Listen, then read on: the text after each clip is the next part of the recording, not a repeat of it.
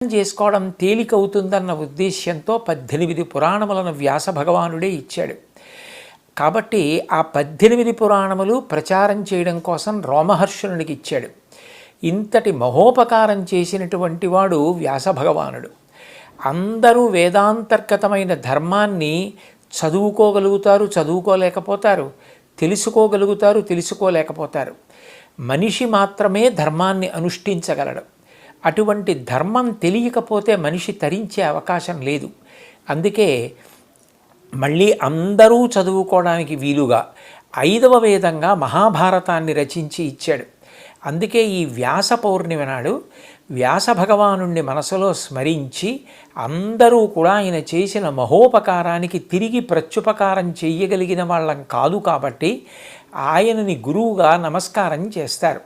అందుకని ఆ తిథికి వ్యాస పౌర్ణమి, వ్యాసుడు ఆవిర్భవించిన